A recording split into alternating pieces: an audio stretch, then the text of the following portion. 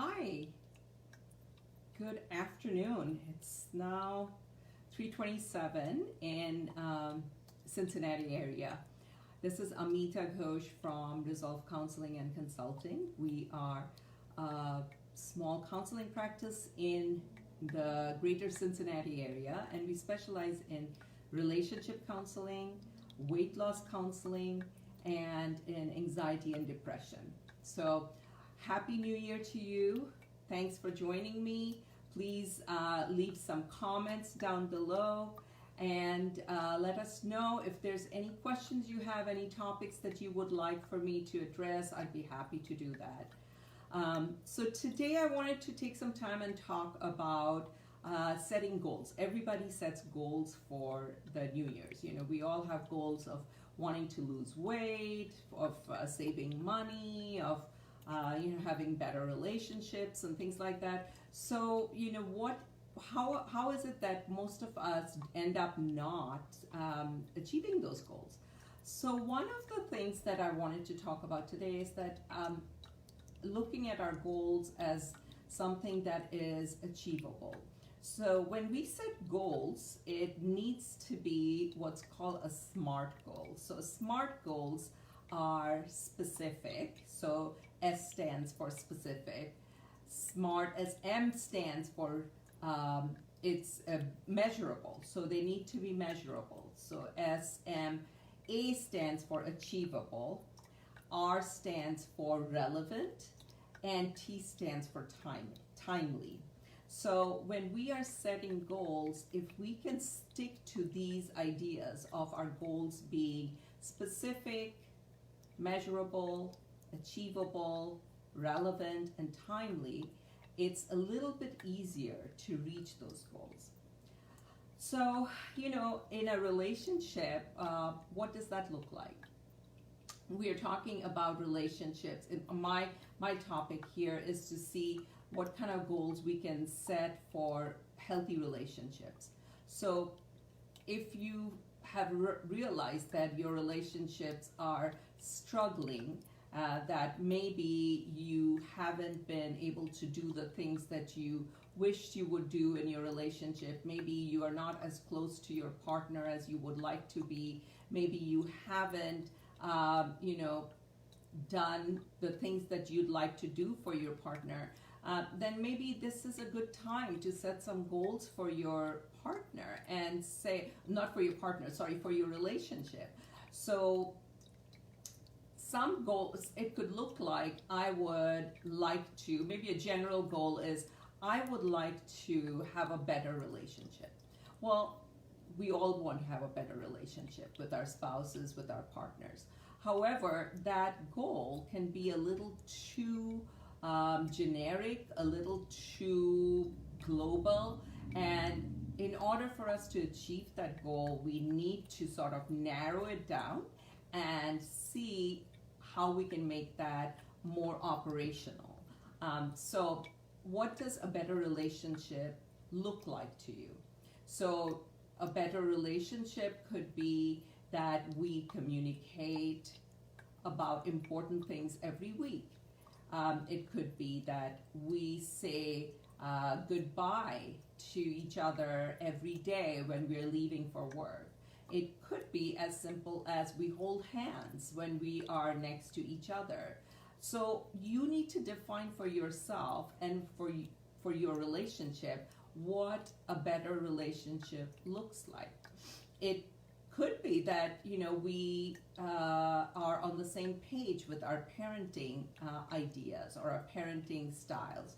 So whatever it is, so for the purpose of this example, I'm going to just say maybe you are putting down that better relationship means I am going to be more appreciative of my partner in general. Well, how do we narrow it down? So let's make it more specific, even more specific than that. So I'm going to be more grateful or appreciative of my partner. What does that look like for you? It could be that you acknowledge what they are doing. It could be you thanking them for even little things that they're doing that are sort of expected. Yeah, you're going to pick up the kids from school. Well, just because it's expected doesn't mean that it doesn't take your partner an effort to do it.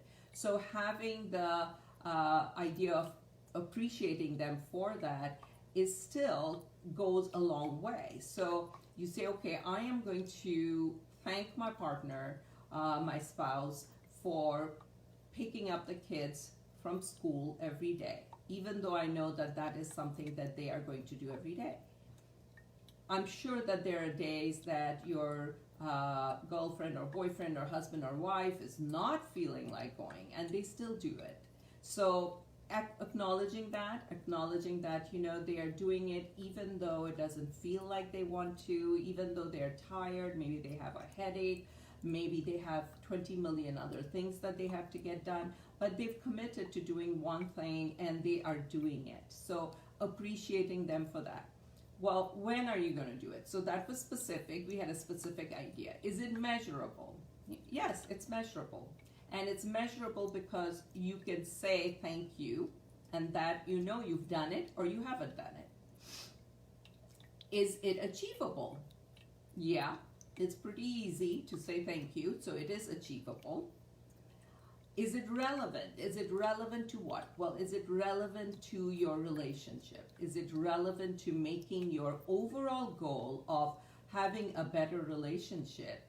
Does this add to it or does it take away from it? So yeah, it is relevant. If you appreciate your partner or your spouse more, they're going to feel happier, and that in turn will affect your relationship, and it'll make it better. It'll be more pleasant. So yes, it's relevant. And is it timely? So timely is a thing where, do I do it just once? Do I do it just twice? Do I do it just for a week, or do I do it for a month? Now, obviously something like this where you are appreciating your partner for something they're doing is an act that you don't need to stop. You should continue to appreciate them. But you could also do it for a week and see if it has an effect. Do it for a week and see if it changes the sort of tone of your relationship. And what happens when you don't do it? It'll tell you that, when I appreciate my partner, he or she is pleasanter to me, they're nicer to me, and that in turn affects our relationship, and it makes us feel closer to each other. So when I stop doing that, that can have sort of a detrimental effect. Sometimes it does, sometimes it doesn't. Sometimes it's not a big deal for them, so they don't care.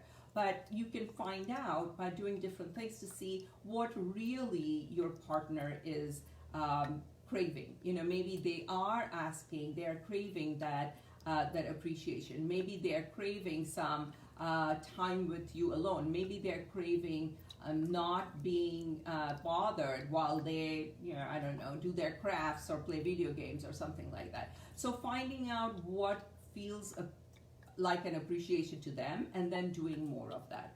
So that would be one way for you to really kind of practice a goal of getting your relationship on track, or making your relationship better, that has a more specific, measurable, achievable, relevant, and timely goal setting.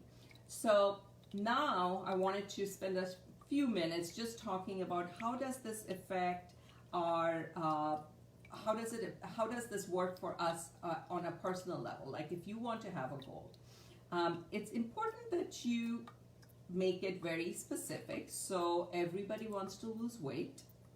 So you can always say, I would like to lose weight this year. Well, what does that look like? I would like to lose weight. How much weight? And how long will it take me? And what am I going to do that's going to make me lose weight? Is it achievable? Is it whatever you plan to do, is that relevant to your weight loss? And how long am I going to do it for? So I know that the weight loss thing is a typical thing. Everybody wants to do it at the beginning of the year, and then they sort of lose steam and they're like, oh, well, it'll never happen. Well, I think that it's very doable. when you start out with goals that are achievable. So wanting to lose 30 pounds in a year may or may not be relevant and may or may not be achievable for everybody. If you are already at a pretty low weight and 30 pounds is a lot for you to lose. Now if you are in the above overweight category, 30 pounds may not be that unrealistic to lose. So you first need to know whether your goal is even achievable or realistic. Then the next thing is to not look at the 30 pounds, instead to break it down. So I want to lose 30 pounds overall, but I would like to focus on 10 pounds. And 10 pounds in the next how many weeks or months. So that's the timely piece that comes in. Okay, for the next 6 weeks, I would like to be able to lose 10 pounds. Well, what does that break down into, per week? So you divide 10 by 6 and you come up with a number of 1 point something. And then you say, okay, so every week I'd like to lose this much weight. Well, that's measurable. You can measure it. You can start out by weighing yourself now, and then you can weigh yourself every week. So now we're looking at specific goals that are attached to specific activities. So you are going to say, I'm going to lose weight. I'm going to lose 10 pounds in 6 weeks. Well, how are you going to do it? I'm going to do it by managing my food. So what does that look like for you? Does it mean you're going to follow a particular diet? Does that mean that you are going to give up sodas? Does it mean you're going to give up candy? What does it mean for you? So come up with something very specific. Sometimes people say, okay, I'm just going to do the paleo diet, or I'm going to do the clean 30, or those kind of things. So whatever you want to do, be specific and say, okay, this is what I want to do. How long are you going to do it for? You're going to do it for 6 weeks. Well, how are you going to measure whether you are making success or not? You're going to measure by weighing yourself once a week. And that'll give you an idea of whether what you're doing is working or not.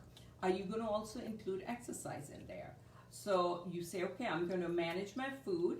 I'm going to keep a food log, and I'm going to keep a log of my water intake. I'm going to keep a log of my exercise. Well, okay, so what exactly are you going to do with your exercise?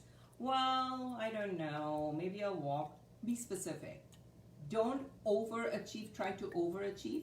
Be realistic in that as well. If you've never exercised, don't say I'm going to run a 5K in 6 weeks. Maybe what you want to do is say, I'm going to go for half an hour walk 3 times a week. That could be in the mall, that could be at the grocery store, that could be in your neighborhood, depending on the weather, that could be at the gym. It doesn't matter, but be realistic, be specific. Be even more specific by saying, I'm going to do it on Monday, Wednesdays, and Fridays. Or I'm going to do it on Tuesday, Thursdays, and Saturdays, whatever it is. So now you have specific plan, and you also have the time. Now, is it relevant? Is keeping track of your food and exercising, is that relevant to your overall goal of I'm going to lose weight? Yeah, it seems like it. So I want you to look at your goals and break them down into SMART goals. So those are specific, measurable, achievable, that is, it's realistic, relevant to your overall goal, and timely. So I hope this helps you a little bit in setting some good goals for yourself, for your relationships, healthy goals for your life. And I look forward to talking to you again. Take care. Bye-bye.